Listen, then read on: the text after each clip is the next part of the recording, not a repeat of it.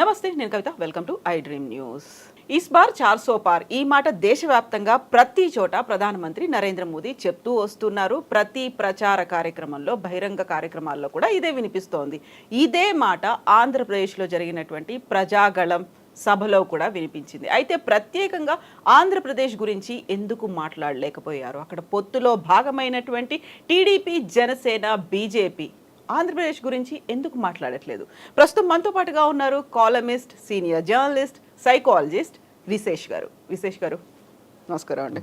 So Prajagalam సభ, first సభ, very first సభ after announcing కూటమి. ఓవరాల్గా చూసిన తర్వాత ఏమనిపించింది మీకు? అంటే నేను ఓపెన్గా మాట్లాడితే ఒక ముద్ర వేస్తారు వైఎస్ఆర్సీకి అనుకూలం అని చెప్పేసి. అనుకున్నా వాళ్ళు ఎన్ని అనుకున్నా కానివ్వండి, టోటలీ డిసప్పాయింటెడ్ మీటింగ్. జనాలు ఎంత పెద్దగా ఆశించిన మొత్తంలో వచ్చినట్లు నాకైతే నాకు కనిపించలేదు. ఎందుకంటే నేను కావాలనే TV5 ABNలోనే చూశాను. ఎందుకంటే సాక్షిలో చూస్తే మళ్ళీ వాళ్ళు ఎలాగూ తక్కువ మంది చూపిస్తారు కాబట్టి బ్యాక్ నుంచి తీస్తారు. సో అందుకని ABN TV5లోనే చూశాను. సో ఆశించినంత మంది అయితే వచ్చినట్టు నాకు అనిపించలేదు. Okay, it's good enough. కాకపోతే 3 పార్టీలు కలిసి ఏర్పాటు చేస్తున్న మొదటి సభకి స్థాయిలో అయితే ప్రజలు రాలేదు. ఆ స్థాయిలో సభ జరగలేదు. ఆ స్థాయిలో ప్రజల నుంచి కూడా ఆ రెస్పాన్స్ అనేది నాకు కనిపించలేదు. ఎందుకంటే మనము it is always a comparison. So ఇంతకు ముందే మనం సిద్ధం సభలు చూసాం వైఎస్ఆర్సీపీవి. దానికి పోటీగా ఇప్పుడు యువగళం సభలో, జనగళం సభ కదా, ప్రజాగళం సభలు చూస్తున్నాం. సో ఈ రెండింటి కంపేర్ చేస్తాం ఆటోమేటిక్గా. అక్కడ అంత నాయకులు మాట్లాడింది కూడా ఇప్పుడు మేము అధికారంలోకి రావాలి అంటే జెండాలు వేరైనప్పటికీ ఎజెండా మాత్రం ఒకటే. ఆ ఎజెండా ఏంటో క్లియర్గా చెప్పినప్పటికి కూడా ఎందుకని మేము మీ వైపు చూడాలి, ఇప్పుడున్నటువంటి జగన్ కాకుండా ఎన్డీఏ వైపు లేకుంటే మీ కూటమి వైపు మేము రావాలంటే ఉండేటువంటి ఒక ప్లస్లు ఏముంటాయి అందులో? అది అనౌన్స్ చేశారా? బేసిక్గా చంద్రబాబు నాయుడు గారు, పవన్ కళ్యాణ్ మర్చిపోతున్న విషయం ఏంటంటే జగన్మోహన్ రెడ్డి తిడితే ఓట్లు రావు. కేవలం జగన్మోహన్ రెడ్డి తిట్టినంత మాత్రాన, వైఎస్ఆర్సీపీ తిట్టినంత మాత్రం ఓట్లు రావు. నువ్వేం చేస్తావో చెప్పాలి. జగన్ తప్పులు చేశాడు, 100 తప్పులు చేశాడు. నువ్వు చూపిస్తున్నావు ఈ తప్పు అని చూస్తున్నావు. దాన్ని నువ్వు ఎలా సరి చేస్తావు? నువ్వు వస్తే ఏం చేస్తావు? నువ్వు వస్తే ఏం చేస్తాన విషయం చెప్పకుండా నువ్వు ఎన్ని ఆరోపణలు చేసినా కానీ ఆరోపణలే అవుతాయి తప్ప అవి నీకు ఓట్లు తీసుకురావు. ఎందుకు చెప్తున్నా అంటే ఇప్పుడు కొంతమంది నాయకులు మనం ఇంకా కూడా న్యూస్ పేపర్ ఏజ్లోనే ఉన్నామని అనుకుంటూ ఉన్నారు. కానీ we're in digital age, we're in social media ఏజ్లో ఉన్నాం మనం. ఏ రోజు ఎక్కడ ఒక విషయం జరిగింది అని అంటే ఇమ్మీడియట్గా అది సోషల్ మీడియాలో వచ్చేస్తుంది, వైరల్ అయిపోతుంది. సో మీరు పేపర్లలో రాసి, అంటే ఏది ఈ సభకు జనాలు రాలేదని కానీ, అది సిద్ధం సభలకు జనాలు రాలేదని రాయొచ్చు, లేకుంటే ప్రజాగళం సభకి విపరీతంగా వచ్చారని రాయొచ్చు పేపర్లలో. కానీ మీడియా, సోషల్ మీడియా దాన్ని నువ్వు మోసం చేయలేవు, వెంటనే వీడియోస్ వచ్చేస్తాయి. ఇంకొకటి, there is no substitute to your experience. మీరు ఏదైనా మోసం చేయగలరు కానీ ఒక వ్యక్తి యొక్క పర్సనల్ ఎక్స్పీరియన్స్ని ఎవ్వరూ మోసం చేయలేరు. సపోజ్ ఇప్పుడు జగన్మోహన్ రెడ్డి ప్రభుత్వం, వైఎస్ఆర్సీపీ ప్రభుత్వం వల్ల గ్రామాల్లో లబ్ధి పొందుతున్న వాళ్ళు ఉన్నారు. నువ్వు 100 అబద్ధాలు రాయి పేపర్లో, 100 రకాల ప్రచారం చేసుకో, అతని ఎక్స్పీరియన్స్ నువ్వు మార్చలేవు. నా కళ్ళ ముందు కనిపిస్తోంది అతని ఎక్స్పీరియన్స్. అది పర్సనల్ ఎక్స్పీరియన్స్ అనేవి చాలా స్ట్రాంగ్గా ఉంటాయి. అది ఒక అమ్మ ఒడి పొందిన మహిళ కావచ్చు, లేకుంటే ఇప్పుడు 3,000 రూపాయల పింఛన్ తీసుకున్న వృద్ధురాలు కావచ్చు, లేకుంటే ట్యాబ్ అందుకున్న స్టూడెంట్ కావచ్చు. వాళ్ళ ఎక్స్పీరియన్స్ నువ్వు తప్పుడు వార్తలతోనూ తప్పుడు కథనాలతోనూ నువ్వు మార్చడం అసాధ్యం. Psychologically they are so strong because they are their personal things, personal experience. ఈ విషయం మర్చిపోతున్నారు. ఈ విషయం నాయకులు మర్చిపోయి మనం మీడియాని మేనేజ్ చేయడం ద్వారా మనము ఎలాగైనా కానీ వాళ్ళ మనసుల్ని మ్యానిపులేట్ చేయొచ్చు అనే ఒక భ్రమల్లో ఉన్నారు. ఈ భ్రమలు అనేవి ఖచ్చితంగా వాళ్ళకి ఎదురు దెబ్బ కొడతాయని నా అంచనా. ఉమ్, ఏం చేయాలంటే వాళ్ళు, బాబు జగన్మోహన్ రెడ్డి ఇక్కడ తప్పులు చేశాడు, తప్పులు చేయలేదని అనలేదు. ఇప్పుడు ఏ ప్రభుత్వం అయినా కానీ ఇచ్చిన హామీలు 100% నెరవేర్చడం అసాధ్యం. ఓకే, ఏవో కొన్ని వైఎస్ఆర్సీపీ ప్రభుత్వంలో కూడా చేయని పనులు ఉన్నాయి, ఉమ్, లేవనేం కాదు. వాటిని నువ్వు ఎత్తి చూపుతూ నువ్వేం చేస్తావో చెప్పాలి. నిన్న ప్రజాగళం సభ చేసుకుంటే, బహిరంగ సభ, పవన్ కళ్యాణ్ ఏమో జగన్మోహన్ రెడ్డిని తిట్టడంతో సరిపెట్టాడు. ఉమ్, అందులో వాళ్ళు ఏం చేస్తారు, పవన్ కళ్యాణ్ ఎప్పుడూ కూడా, ఇప్పుడే కాదు ఆ వారాహి సభల్లో కానీ ఇంకో సభలో కానీ అతను విమర్శించడమే తప్ప మా కూటమి లేకుంటే మేము అధికారంలోకి వస్తే ఏం చేస్తామనే విషయం ఎక్కడ చెప్పడంలా ఒకటి. ఇక చంద్రబాబు నాయుడు గారు అయితే పూర్తిగా మోడీ గారిని ఆకాశంలోకి ఎత్తడం సరిపెట్టాడు. ఆయన మోదీ గారిని ఆకాశం ఎత్తి, మోడీ గారు అపర అంశ, లేకుంటే ఆయన భారతదేశాన్ని 3వ స్థానంలో తీసుకొచ్చాడు, విశ్వగురుగా మారుస్తున్నాడు అసలు అని మోడీ అని చెప్పేసి అసలు ఆయన ఉపన్యాసంలో 35 వంతు అదే ఉంది. సో కానీ ఎక్కడ కూడా ప్రధాన సమస్యలైన విశాఖ ఉక్కు కానీ, లేకుంటే స్పెషల్ స్టేటస్ కానీ, పోలవరం కానీ, లేకుంటే ఇంకోటి కానీ ఏది కూడా ప్రస్తావన లేదు. రైట్. ఇక అతి ముఖ్యమైన వక్త మోదీ. ఆయన మాట్లాడిన మాటల్లో కూడా ఎక్కడా కూడా ఆయన ఎన్డీఏలోకి టీడీపీ వచ్చిందని చెప్పాడే తప్ప టీడీపీ దగ్గర మేము కొట్టమని చెప్పలా. మీరు గమనించండి. అవును, ఇప్పుడు యాక్చువల్గా ఏపీ వరకు వచ్చేసరికి టీడీపీతో ఈ 2 పార్టీలు జతకట్టాయి. టీడీపీ ప్రధాన పార్టీ, దాంతో జనసేన బీజేపీ జతకట్టాయి కదా. కానీ ప్రధానమంత్రి మాటల్లో మాత్రం టీడీపీ వచ్చి మా ఎన్డీఏలో కలిసి చెప్పాడు తప్ప మేము చంద్రబాబు కలిసి అని చెప్పలే ఎక్కడ కూడా. అలాగే ఆయన మేము గెలుస్తామన్నాడు తప్ప ఆంధ్రప్రదేశ్ గురించి ప్రస్తావించడం చాలా తక్కువ ప్రస్తావించారు ఆయన. అందులోనూ వైఎస్ఆర్సీ ప్రభుత్వం పైన ఒక్కటే ఒక విమర్శ చేశాడు, ఇక్కడ మంత్రులు కూడా అవినీతిలో పోటీ పడుతున్నారని చెప్పేసి పోటీ చేస్తే తప్ప అంతకు మించిన విమర్శ లేనే లేదు.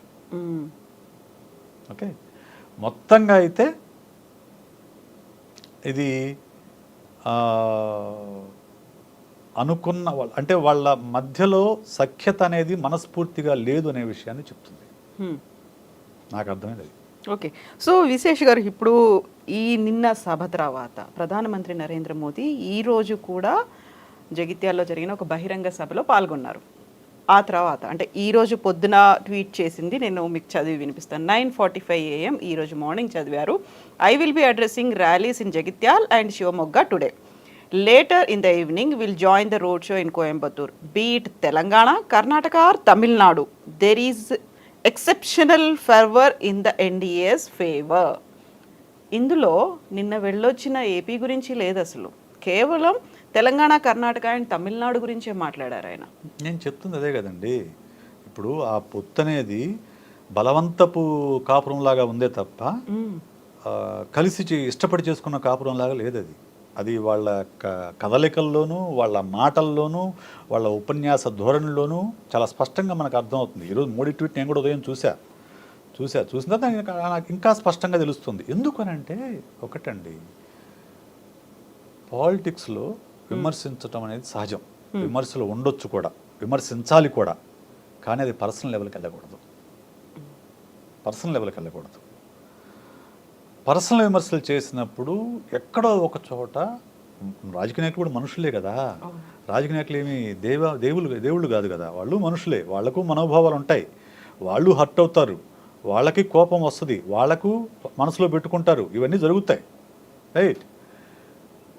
గత ఎన్నికల్లో చంద్రబాబు నాయుడు గారు మోదీని అడ్డదిడ్డంగా తిట్టేశాడు. భార్యను వదిలేశాడని, కుటుంబాన్ని పట్టించుకోడు, ఏనేం దేశాన్ని పాలిస్తాడని, ఇది నానా మాటలు మాట్లాడేశాడు. ఇప్పుడు అవన్నీ మర్చిపోతాడంటారా మోడీ? నీ అవసరం కోసం నువ్వు వెళ్ళి మళ్ళా ఎన్డీఏలో చేరినంత మాత్రాన, అది ఎన్డీఏలో చేరిక కూడా ఏమి ఈజీగా జరగలేదు కదా, చాలా రోజుల పాటు నిరీక్షిస్తే సరే ఏదో అన్నట్టుగా వాళ్లకు కొంచెం ఏపీలో గ్రిప్ దొరుకుతుందని చేర్చుకున్నారు తప్ప అదేమీ ఇష్టపడి చేర్చుకున్నట్లుగా అయితే కనిపించడం లేదు. అది it is very clear from yesterday's public meeting and today's Modi's tweet. Clear. ఎందుకంటే ఒక ఒక వ్యక్తి ఒక ఉపన్యాసం ఇస్తున్నాడన్నా ఒక ట్వీట్ చేస్తున్నాడు కానీ మనసులోని మాటలే కదా, మనసులోని మాటలే. అందులోనూ ఒక పదవి ఒక స్థాయిలో ఉన్న వాళ్ళు పబ్లిక్ డొమైన్లో చేసే ప్రతి పదాన్ని చాలా ఆచితూచి ఆలోచించుకొని చేస్తారు బాధ్యతాయుతంగా. ఎందుకంటే ఒకసారి ట్వీట్ చేశాక లేకపోతే ఒకసారి మాట్లాడాక మళ్ళీ వెనక్కి తీసుకోలేమనే ఉద్దేశం ఉంటుంది కాబట్టి మాట్లాడతారు. సో ఆయన ట్వీట్ చేసి అందులో ఏపీ లేదంటే ఏం అర్థం చేసుకోవాలి దాన్ని బట్టి? నిన్ననే జరిగింది, అదేం ఎప్పుడో జరిగింది కాదు, నిన్న జరిగిన మీటింగ్. అంటే he is not happy with that meeting or he is not with that alliance. Maybe he joined by some compulsions, ఏదో జాయిన్ అయి ఉండొచ్చు. కానీ అంత మనస్ఫూర్తిగా జరిగిన కాపురం అయితే నాకు అనిపించట్లేదు. సేమ్ ఒక నేషనల్ మీడియా కండక్ట్ చేసినటువంటి ఒక కాంక్లేవ్లో అమిత్ షా కూడా ఇదే మాట్లాడినారు. ఆ క్వశ్చన్ జర్నలిస్ట్ వేసినప్పుడు అప్పుడు తప్పు తెలుసుకున్నారు, వెళ్ళిపోయారు, మళ్ళీ మా దగ్గరికి వచ్చారు అనే మాట. అదే ఇప్పుడు నేను అంటుంది అదే. ఇప్పుడు చంద్రబాబు వెంటబడి లేకుంటే పవన్ కళ్యాణ్ ముందుబడి తీసుకెళ్ళి ఎన్డీఏలో జాయిన్ అయ్యారు తప్ప ఎన్డీఏ వాళ్ళు వీళ్ళని ఆహ్వానించలేదు. బీజేపీ ఆహ్వానించలా చంద్రబాబుని. పవన్ కళ్యాణ్ తీసుకెళ్ళి లేకంటే చంద్రబాబు ముందుబడి మాకు మీతో అలయన్స్ కావాలి కావాలి కావాలి అని చెప్పేసి ఢిల్లీలో మకాం వేస్తే వాళ్ళు జాయిన్ చేసుకున్నారు. సో ఖచ్చితంగా వాళ్ళు చిన్న చూపు ఉంటుంది. మేము పిలిచాము మిమ్మల్ని. మోరోవర్ ఇప్పుడు ఆయన బయటకు వచ్చేటప్పుడు ఊరికే రాలే కదా, విభేదాలు ఉండటం సహజం. నేను అది రాజకీయ పార్టీలు అనేవి ఎత్తుగడలు వేసుకుంటాయి, సమయానుకూలంగా వాళ్ళు అలయన్స్ను మార్చుకోవచ్చు, అది రాజకీయం. కానీ ఆ సందర్భంగా చేసిన వ్యాఖ్యలు అవి వాళ్ళు మనసులో పెట్టుకున్నప్పుడు ఇలాంటి మాటలే వస్తాయి. సో వాళ్ళు వచ్చారు, సరే అని చేర్చుకున్నాం అన్నాడు అంతే అమిత్ షా. వాళ్ళు వచ్చి అప్పుడు వెళ్ళారు, మేము ఇష్టం లేదని వెళ్ళిపోయారు బయటికి. ఇప్పుడు వాళ్ళు తప్పు వాళ్ళు తెలుసుకున్నారు, వస్తామన్నారు, సరే అని చేర్చుకున్నాం అన్నాడు. అంటే that shows the downfall of Chandrababu Naidu అంతే. అండ్ హౌ ఫార్ ఈజ్ ఎంత ఆయన కిందికి వెళ్ళిపోయాడు అనేది అది దాన్ని బట్టి మనం అర్థమవుతుంది. రాజకీయాల్లో శాశ్వత శత్రువులు కానీ శాశ్వత మిత్రులు కానీ ఉండవంటారు. అట్లాంటి టైంలో భవిష్యత్తులో మళ్ళీ అవసరం వస్తాయి అనుకున్నప్పుడు ఒక ఫెయిర్గా గుడ్ బై చెప్పాల్సినటువంటి అవసరం ఉంటుంది. లేదు ఎందుకు విడిపోతున్నామో చెప్పాలి, ఎందుకు కలుస్తున్నామో కూడా చెప్పుకోవాల్సిన అవసరం ఉంటుంది. అది కేవలం వాళ్ళ అలయన్స్ కాదు, ఇదంతా పబ్లిక్కి సంబంధించి ఉంది. అండ్ ఈ ప్రభుత్వాన్ని మేము దించాలి, మేమే రావాలి అనుకున్నప్పుడు ఎందుకు దించాలి, మీరు ఎందుకు రావాలి, మీ దగ్గర ఉన్నటువంటి ఫెయిర్ పాయింట్స్ ఏంటి, అది కూడా వెల్లడించాల్సిన అవసరం ఉంటుంది కదా. బేసిక్గా వీళ్ళ నాయకులు ఏమనుకుంటున్నారంటే అండి, నాకు అర్థమవుతుంది చంద్రబాబు నాయుడు మాటలు కానీ లేకుంటే పవన్ కళ్యాణ్ మాటలు కానీ లేకుంటే వీళ్ళ మాటలు విన్న తర్వాత నాకు అర్థమవుతుంది ఏంటంటే, మనం మీడియాని మేనేజ్ చేయగలిగితే మనం పవర్లోకి రావచ్చని వాళ్ళు అనుకుంటున్నారు. వాళ్ళు ఇంకా పాతకాలంలో ఉన్నారు, చాలా పాతకాలంలో ఉన్నారు. ఎందుకంటే ఎప్పుడైతే నిన్న చంద్రబాబు నిన్న మాట్లాడిన వెంటనే ఫేస్బుక్లో వీడియో వచ్చేసింది. 2019లో ఆయన ఏం మాట్లాడాడు మోడీ గురించి, ఇప్పుడు 24లో ఏం మాట్లాడేది వెంటనే మేము వచ్చేసింది. ఒక 3 minutes ఏమో వీడియో వచ్చేసింది. ఓకే, అది ఎలా అవుతుందంటే నీకు టీవీలో వచ్చేది నువ్వు ప్రత్యేకంగా టీవీ ఆ టైం కూర్చొని చూస్తేనే నీకు అది తెలుస్తుంది. వేరే సోషల్ మీడియాకి అవసరం లేదు. నువ్వు ఒక యూట్యూబ్లోనో లేకుంటే ఫేస్బుక్లోనో లేకుంటే ఇన్స్టాగ్రామ్లోనో నువ్వు పోస్ట్ చేస్తే అవతల ఉండే ఓటర్ లేకుంటే ఆ వ్యక్తి తనకు నచ్చిన టైంలో తను ఖాళీగా ఉన్నప్పుడు దాన్ని ఓపెన్ చేసి చూసుకుంటాడు. Right, media is at your hand, at your own hand social media. అలాంటప్పుడు మీడియా కంటే కూడా సోషల్ మీడియా ఎక్కువ ప్రభావం చూపుతుంది ఇప్పుడు ఈ రోజుల్లో. అలాంటి సోషల్ మీడియాలో నువ్వు ఎన్నిసార్లు మాట మార్చావనేది వాళ్ళు స్టెప్ బై స్టెప్ సంవత్సరం సహా వేసుకొని వస్తున్నప్పుడు నీ క్రెడిబిలిటీ లేకుంటే ఇన్క్రెడిబిలిటీ, నీ ఇన్కన్సిస్టెన్సీ అది బట్టబయలు చేస్తుంది. ఏ రాజకీయ నాయకుడు కానివ్వండి, I'm not talking about Chandrababu Naidu, ఏ రాజకీయ నాయకుడు కానివ్వండి, అది మర్చిపోతున్నారు వీళ్ళు, దాన్ని మర్చిపోతున్నారు. ఇదే మోదీ యూటర్న్ బాబు అని చాలా సార్లు కూడా అన్నారు కదా. అరే మోడీ చెప్పాడు కదా, పోలవరం ఏటీఎంగా మార్చుకున్నాడని చెప్పాడు. సో విపరీతంగా అవినీతికి పాల్పడ్డాడని చెప్పాడు, బాబుని నమ్మొద్దని చెప్పాడు. అందుకని ఈ మీటింగ్లో కూడా మోడీ అని ఎక్కడ చంద్రబాబు నాయుడు పొగడలేదే, ఎక్కడా పొగడలేదు. ఆయన మామూలుగానే మా క్యాజువల్గా తన ఎన్డీఏ గురించి తను మాట్లాడుకున్నాడు, తన ప్రభుత్వం గురించి మాట్లాడుకున్నాడు, తన 420 సీట్స్ గురించి మాట్లాడుకుని వెళ్ళిపోయాడు. 400 రావాలంటే మీరు ఓటేయాలని చెప్పారు. అని చెప్పాడు. సో అదంతా దేశవ్యాప్తంగా మేము మళ్ళీ మూడోసారి ప్రధాని కావడానికని. ఇప్పుడు విశేష్ గారు మీరు ఒక మాట అన్నారు, మీడియా ఒకటి సెట్ చేస్తోంది, ఇదే వినాలి, ఇదే చూడాలి, మేమేం చెప్తున్నామో అదే రీచ్ అవ్వాలి. ఒకప్పుడు ఎజెండా సెట్టింగ్ అనేది మీడియా చేసేది, అది ప్రాపర్గా ఉండేది, ప్రజల సమస్యల మీద ఉండేది, ప్రజలకు ఏం కావాలో వాటి గురించి ఉండేది. ఇప్పుడు మేమేం చెప్తున్నామో, మేమేం చూపిస్తున్నామో అదే చూడండి, అదే వినండి అనుకున్నప్పుడు ప్రజలు అంత ఈజీగా ఏం చెప్తున్నారు, ఏం చూపిస్తున్నారు దాన్నే విని నమ్మి గుడ్డిగా ఫాలో అయిపోతారా? అదేనండి నేను అనేది, మీడియా యజమానులు కూడా ఎక్కడున్నారంటే పాతకాలంలోనే ఉన్నారు. ఎందుకనంటే 1983 తెలుగుదేశం పార్టీ వచ్చినప్పుడు మీడియా ఎజెండా సెట్ చేసింది. ఓకే, మ్యానుఫ్యాక్చరింగ్ కన్సెంట్ అని నోమ్ చోమ్స్కీ అనే లింగ్విస్టిక్, అమెరికన్ లింగ్విస్టిక్ ఎప్పుడో పుస్తకం రాశాడు. అంటే how media shapes the mind set of the public అని చెప్పేసి.